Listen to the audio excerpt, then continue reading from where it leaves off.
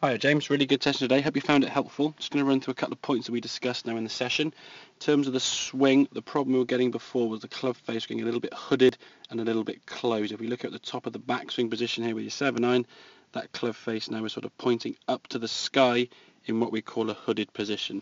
What we want to try and do is get your left arm and the club to be more in line. We can see here now the angle of that club face is probably close a good 10-15 degrees. As a result of that, when you come back to the hitting area, that club face now is pointing to the left. As a result of that, the ball then will just spin off way to the left. So the feeling we said, trying to get the feeling the thumbs are sort of hinging up, getting the thumbs underneath the shaft in the backswing.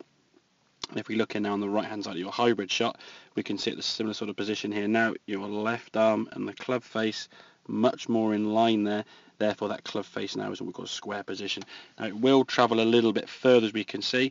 A couple of reasons for that. Number one, because obviously you're hinging the wrist more, and number two, we talked about getting your body to move more effectively.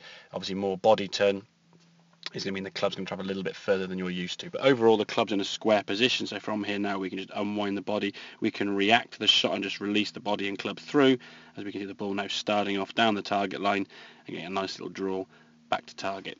In terms of stuff we talked about on the golf course, obviously just try and play less destructive shots, especially around the green. If we don't need to get the ball up in the air, we can play more low running shots around the green, so those chip shots that we talked about. Use the contours a little bit more rather than sort of grabbing your sand down sort of way, and it's the length of swing that determines how far the shot goes, not you just slowing down. We want to create club head speed.